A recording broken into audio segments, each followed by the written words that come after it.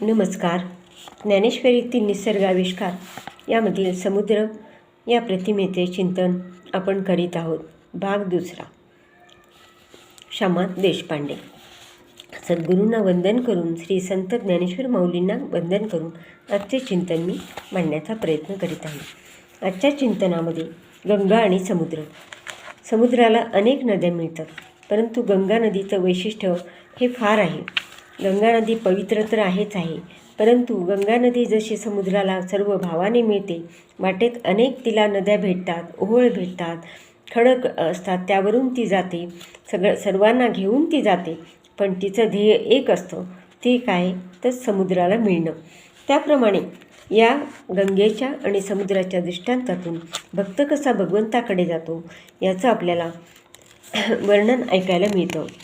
तर योगी पुरुष योग मार्गाने भगवंताकडे जातात, तर गुणांच्या म्हणजे त्रिगुणाच्या पलीकडे जातात, ते गुणातीत पुरुष होय. जीवनमुक्त म्हणजे संसारात असूनही मुक्त असलेले राजा जनकासारखे, काही ज्ञानी म्हणजे शुकाचार्यासारखे भक्त, तर कोणी कर्मयोगी, भक्तियोगी असेही भक्त असतात. परमात्मा हे जिचे अंतिम ध्येय आहे, ती सद्बुद्धी अत्यंत दुर्लभ आहे. गंगेला ज्याप्रमाणे समुद्रावाचून अन्य गती नाही, त्याप्रमाणे ज्यांच्या बुद्धीला ईश्वरावाचून अन्य स्थान नाही, त्यांच्या मनामध्ये फक्त ईश्वर असतो, ती सद्बुद्धी भक्ताजवळ असते. भक्ताजवळ काय असतं तर ही सद्बुद्धी असते, एक निष्ठा असते त्यांचे परमेश्वराच्या बाबतीत. मग तो भक्त कोणताही असो. भक्ती म्हणजे ईश्वरावरचे प्रेम. भक्तीत फरक नसतो, फक्त त्या भक्तीला वेगवेगळी नावे दिलेली आहेत. भक्ताचे अंतरंग हे परमेश्वर प्रेमाने भरलेले असते. जैसे दुर्लभ ते सद्बुद्धी जिये परमात्माची अवघी, दैसी गंगेसी उदधी निरंतर. गंगेला फक्त समुद्र हेच ध्येय असतं, तसं भक्ताला भगवंत हेच त्यांचं ध्येय असतं. याप्रमाणे हा भक्त कसा जातो तर सर्व मनाच्या वृत्ती समाधी अवस्थेत नाहीशा झाल्यामुळे अहंकारादी विकार त्याचे नष्ट होतात. म्हणून ब्रह्मस्वरूपी लीन असणारे त्या अनुभवांचे सुख प्राप्त करणारा पुरुष देहधारी असताना ब्रह्म बनतो. ईश्वराकडे जायचे तर गंगा सागराकडे जाते, त्याप्रमाणे भक्त ईश्वराकडे जातो. तैसी तेथ जैसी रथोदके सकळे, घेऊन गंगा समुद्री मिळे, मग एकैक वेगळे निवडू नये. गंगा ही सर्व भावांनी समुद्राला मिळते, तसा भक्त हा सर्व प्रकारच्या आपल्या वासना इच्छा सर्व सोडून एकमेव त्याचं ध्येय परमेश्वराला मिळणं हे या दृष्टांतातून माऊलींनी सांगितलेले.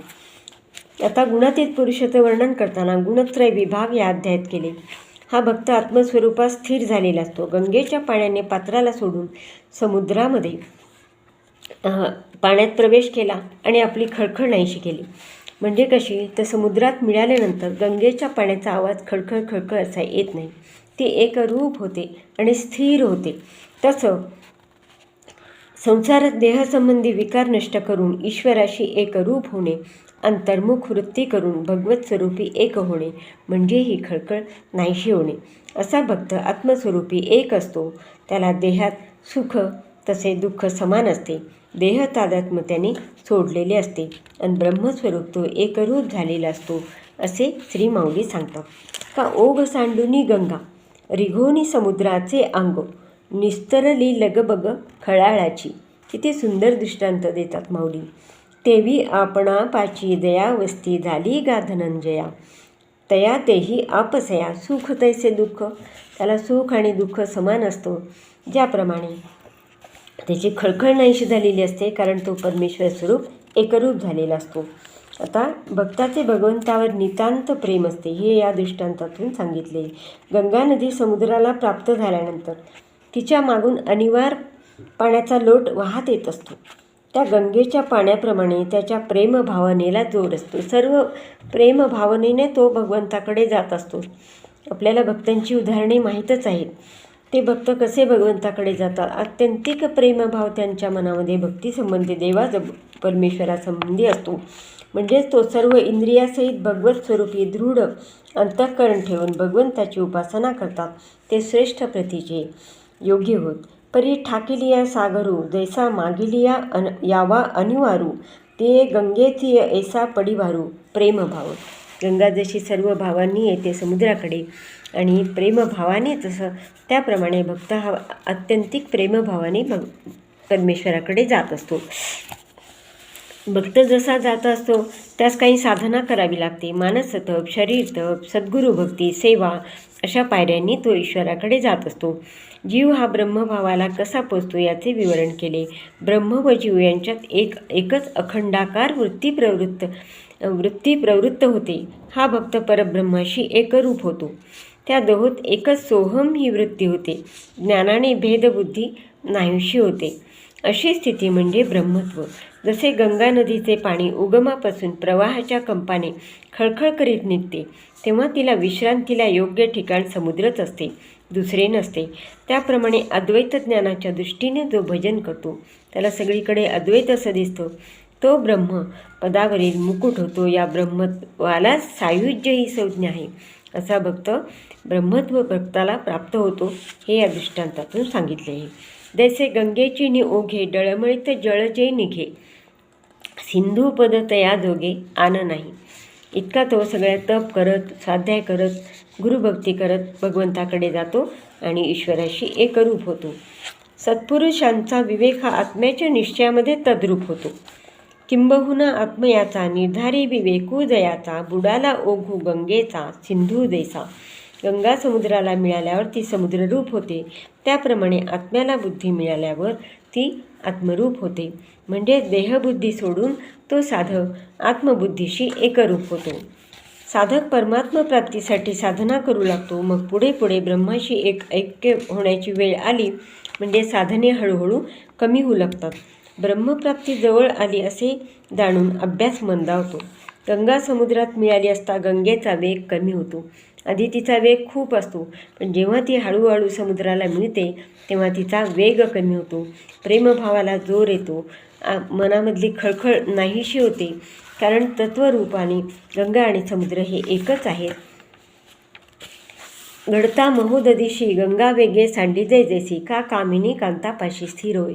जशी स्त्री ही आपल्या पतीपाशी स्थिर होते, त्याप्रमाणे गंगा ही समुद्रापाशी स्थिर होते. याही पुढचे भक्ताची अवस्था वर्णन केली की समुद्रात जे वेगाने पाणी येत असते ते गंगेचे स्वरूप असून त्याकडे वेगरहित जे पाणी समुद्राचे स्वरूप असते तसे ब्रह्म आणि ब्रह्म होणारा यांच्या योग्यतेत अंतर असते. आधी वेगाने पाणी येतं आणि नंतर मात्र ते स्थिर होतं.